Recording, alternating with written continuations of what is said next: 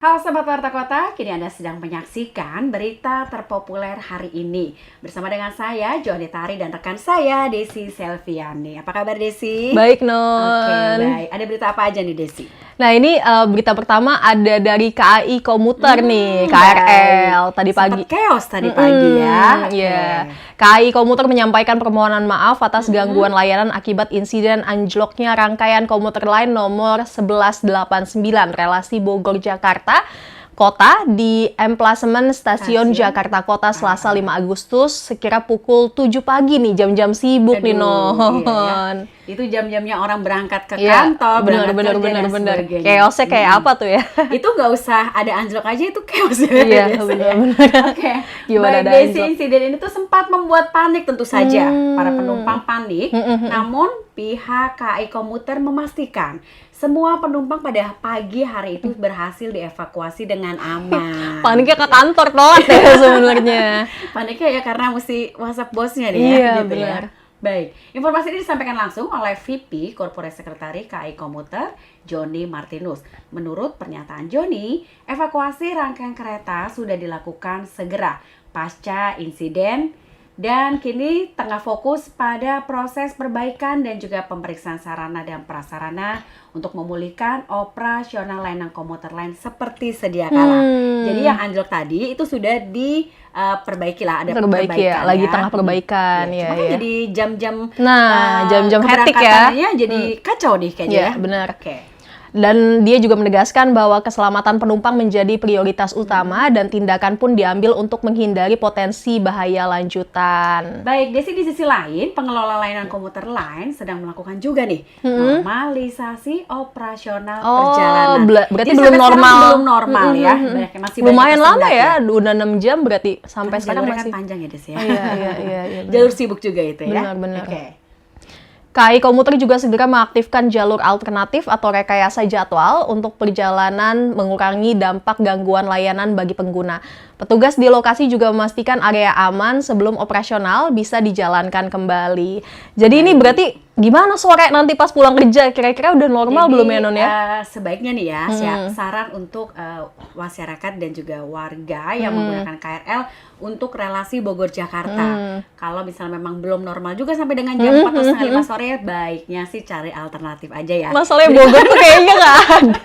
Ada Transjakarta sih untungnya yang ke arah Beranang Siang itu, tapi juga bakal penuh banget pasti karena ya. juga kan belum jelas ya Des, ini gimana kan ya itu tadi ya, jalur relasi Bogor Terpadat jalur ya. tersibuk itu di antara dua jalur lainnya. Baik, semoga Gitu ya. segera tertangani oleh Iya. KAI ya. Dan semoga nanti bisa juga Anda warga Jakarta dan sekitarnya bisa juga melanjutkan perjalanan ke arah kota masing-masing. Atau dengan patungan selamat. Grab mungkin bisa. Itu bisa ya. jadi ya. Oke. Selanjutnya ada apa lagi nih?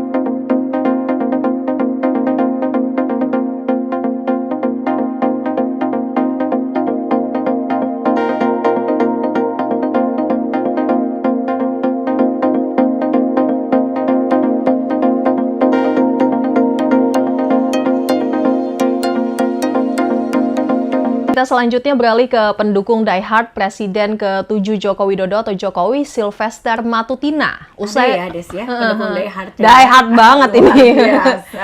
Bela mati-matian pokoknya. Usai ramai-ramai pemberian abolisi dan amnesti untuk lawan Jokowi, yakni Tom Lembong dan Hasto Kristianto, publik kemudian mempertanyakan kasus hukum pendukung Jokowi yang ternyata sudah terkatung-katung sejak tahun 2019 nih, Non. Berarti Ada ya ternyata ya. udah lebih dari 6 tahun kasusnya Iya, terkatung-katung.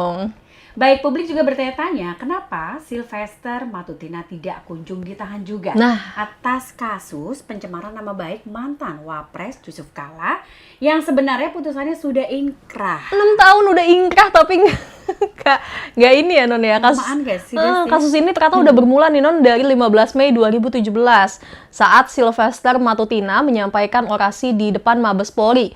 Saat itu Sylvester menuduh JK menggunakan isu SARA dan melakukan korupsi serta nepotisme untuk memenangkan Pilkada DKI Jakarta 2017. Tuduhan ini dinilai memfitnah karena tidak memiliki bukti kuat. Kemudian Sylvester dilaporkan oleh keluarga JK dan beberapa advokat ke Barreskrim Polri lalu disidangkan di Pengadilan Negeri Jakarta Selatan. Iya, jadi udah sidang nih, Non. Hasil Udah, sidangnya memutuskan Sylvester bersalah dengan hukuman 1 tahun penjara. Di tingkat kasasi, Mahkamah Agung menguatkan dan memperberat vonisnya menjadi 1 tahun 6 bulan penjara dalam putusan kasasi nomor 287 yang berkekuatan hukum sejak 20 Mei 2019. Nah, tapi ya Des, meski vonis MA sudah final di tahun 2019 hingga awal Agustus 2025, Sylvester itu belum menjalani masa hukuman penjara. Artinya selama 6 tahun ia masih utang dong penjaranya, ya kan? Lama ya. Penjaranya utang ya, udah kayak belanja di warung nih. 6 tahun lagi dicicil penjaranya. Baik tim advokasi termasuk pakar telematika Roy Suryo juga sudah menyampaikan permohonan eksekusi ke Kejari Jakarta Selatan sejak 30 Juli 2025. Namun sampai saat ini belum juga ada penahanan yang dilaksanakan. Kemudian selain itu Mahfud MD, mantan Menko Polhukam mempertanyakan juga nih, kenapa Sylvester yang sudah berstatus terdakwa inkrah dan divonis pidana penjara 1,5 tahun sejak 2019 belum juga ditahan sampai saat ini. Nah, kenapa tuh kayaknya?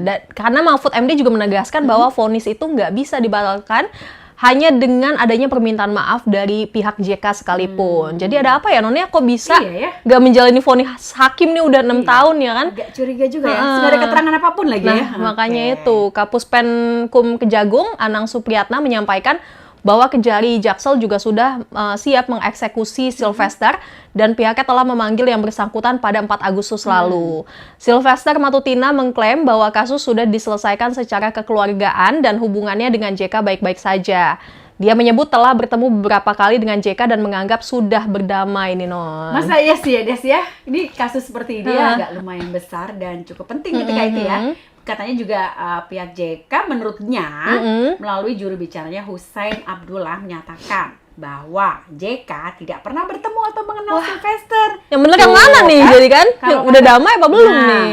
Kemudian kalau kata Putri JK Muklisa Kala, bahkan pihak JK menyebut Sylvester Matutina itu buron, Des, gitu loh. Buron tapi bisa muncul di TV ya? Iya, pihak JK juga berharap proses hukum tuh sebenarnya, jadi dari pihak JK tuh berharap proses hukum tuh tetap harus lanjut dipatuhi, ya, tetap gitu dipatuhi. Dijalankan lah berarti hukumannya itu. Pernyataan damai itu dibantah ya sama pihak JK sendiri.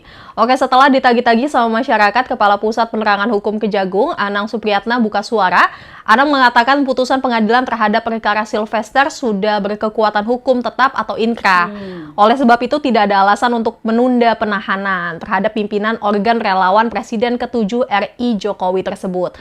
Namun demikian, Kejaksaan belum menjelaskan nih kapan Sylvester akan ditangkap dan ditahan. Dikabarkan Sylvester telah diundang kembali oleh Kejaksaan pada Senin kemarin terkait kasusnya. Sementara itu, Sylvester mengaku siap menghadapi proses hukum tersebut dan menyebut tak ada masalah berarti yang perlu dikhawatirkan.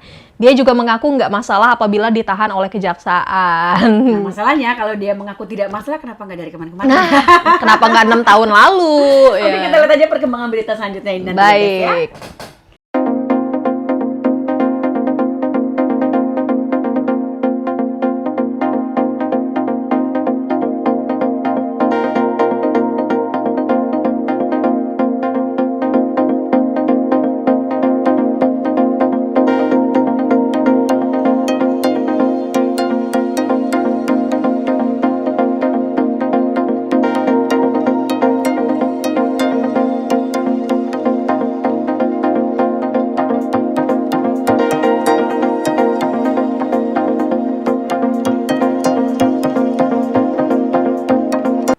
Baik, Desi, berita selanjutnya nih, yang masih ada sedikit nyerempet-nyerempetnya tentang Jokowi. Jokowi lagi ya.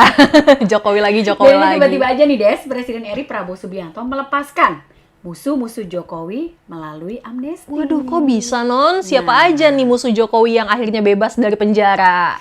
Tercatat nih ya, Des, ada Tom Lembong yang mendapatkan abolisi seperti yang sudah terdengar kabar ya oleh Prabowo Subianto untuk kasus korupsi impor gula yang dituduhkan terhadapnya. Tom Lembong sebelumnya mendapatkan vonis 4,5 tahun penjara karena kasus korupsi yang tidak diakuinya saat menjadi Menteri Perdagangan di era Jokowi lagi. Gitu ya. Berarti teman Jokowi dulu ya? Teman Jokowi banget sebenarnya harusnya dulu ya. Tom Lembong kini bisa hirup udara bebas usai dapat abolisi atau penghapusan status hukum dari presiden disetujui oleh DPR RI. Oh iya, Tom Lembong ini sebelum terjerat kasus hukum memang sempat berseberangan ya dengan Jokowi karena kerap mengkritik kebijakan Jokowi. Apalagi Tom Lembong saat Pilpres 2024 juga nempel banget nih dengan lawan Jokowi Anies Baswedan, bahkan menjadi ketua tim pemenangan Pilpres Anies saat itu ya Non ya. Baik. Dan ternyata bukan cuma Tom Lembong aja nih, Des. Oke, siapa Ada lagi juga tuh? Hasto Kristianto yang kabarnya tuh dulu juga berteman akrab dengan Jokowi Bestie, ya. mantan bestie Nah, Jokowi juga. bestie ya. Jadi musuh juga ya Iya. akhirnya. Dan kini tuh mereka tuh sempat berkonflik dengan Jokowi ketika Pilpres 2024. Saat ini Hasto pun bebas menghirup udara yang sebelumnya divonis 3,5 tahun penjara karena kasus penyuapan komisioner KPU RI yang kasusnya bergulir di tahun 2019. Yang 2019 sempat ditutup-tutupin Iya. ya pas masih jadi bestinya Jokowi. Jadi besti ya. Namun kasus itu baru diputus Juli 2025 ya. Lalu sempat masuk penjara nih si Hasto ini ya Oke. beberapa hari hingga kemudian dibebaskan oleh Presiden Prabowo Subianto. Waduh, Hasto juga sebelumnya kita tahu ya sempat bersitegang dengan Jokowi di Pilpres 2024 karena PDIP kan nggak mau Gibran maju sebagai wakil presiden apalagi sampai otak-atik aturan Pilpres di Mahkamah Konstitusi ya. Sejak Pilpres 2024 Hasto juga yang lantang nih Non, nyerang keluarga Jokowi secara kebijakan kan banyak di keluarga ada jadi wali kota Medan waktu itu. Nah, Hasto tuh lumayan kencang juga nyerangnya. Serius ya dia nyerangnya ya. Baik. Bukan hanya itu aja, Presiden Prabowo juga memberikan amnesti untuk Julianus Pangawanan alias Ongen, terpidana kasus pelanggaran Undang-Undang Informasi dan Transaksi Elektronik atau Undang-Undang ITE karena diduga pernah menghina Presiden ke-7 RI Joko Widodo pada tahun 2016 silam gitu ya. Musuh-musuh Jokowi pada dilepasin ya Non ya. Ada apa nih ya? Baik, Menteri Hukum Supratman Andi Aktas mengatakan Ongen mendapatkan amnesti dari Prabowo bersamaan dengan 1.178 terpidana lainnya karena dia dianggap memenuhi syarat. Oh, barengan sama Hasto berarti ya dapat amnestinya. Iya. Termasuk dalam hal ini mantan Sekretaris Jenderal DPP PDI Perjuangan Hasto dan juga Tom Lembong. Dapat amnesti itu. Nah, apa kasus yang menimpa Ongen ini emangnya kasus apa sih? Kan 2016 sudah lama banget tuh ya Non ya. Baik, jadi gini Des, di tahun 2015 persisnya tanggal 17 Desember, Oke. di mana Badan Reserse Kriminal Polri menetapkan Julianus Pangawanan selaku pemilik akun YP Pangawanan menjadi tersangka kasus penyebaran konten pornografi, katanya gitu ya. Julianus melalui akun Facebook dan juga Twitter miliknya menyebarkan satu foto Presiden Joko Widodo yang duduk bareng Nikita Mirzani. Sama Nick Mir nih ya. Cuman dalam foto itu ada juga tulisan ujaran kebencian gitu loh Des. Kalimat yang menjadi tagar itu kemudian dituliskan Julianus sebanyak 200 kali. Oh, enggak keriting itu jempol ya. Dan kalimat itulah yang dianggap polisi mengandung unsur pornografi. Oke, jadi ini mulai kelihatan ya satu persatu musuh Jokowi dibebaskan Prabowo. Apa ini jadi bibit ketegangan politik antara presiden dan wakil presiden nih Non? Soalnya pengamat politik Rocky Gerung menyebut keputusan Presiden Prabowo Subianto ini memicu apa yang disebut sebagai gempa politik di Solo. Gempa politik serem juga sebenarnya. Hal itu lantaran pembebasan Hasto melalui amnesti menunjukkan hubungan Prabowo dengan PDIP yang semakin mendekat. Semakin akrab ya, bestie aja. Semakin bestie, padahal pas Pilpres kan berseberangan ya. Iya. Ada PDIP majukan Ganjar. Di sisi lain, Jokowi merupakan pecatan PDIP dan hubungannya dengan Ketua Umum PDIP Megawati juga diketahui tidak baik-baik saja saat ini. Menurut Rocky, situasi politik yang terbentuk setelah amnesti dan abolisi tersebut sangat mencolok dan memberi gejala pemusatan kekuasaan yang mengarah ke blok politik tertentu, yakni geng Solo, menjadikan pergerakan politik lawan semakin terpojok nih. Udah mulai kelihatan nih bentukan skema peta politiknya nih antara geng Solo, geng Hambalang, geng Hambalang, geng Solo, geng gitu. Menteng. Dan lagi ada geng mana tuh rumahnya? Menteng. Ya gitulah ya Des, politik saat ini garis batas teman dan juga lawan tipis banget ya, tipis rambut kayaknya. Jadi kita tunggu aja nih kelanjutan hubungan Jokowi dan Prabowo. Apakah masih bisa mesra ke depannya? Nah, atau ya berakhir seperti hubungan Jokowi dan Megawati saat ini. Siapa tahu kan besok mereka akrab lagi. Benar, ya, benar. ya. Kita lihat aja nih gimana nih ke depannya. Yang penting jangan masyarakat jadi korbannya ya. Itu yang penting.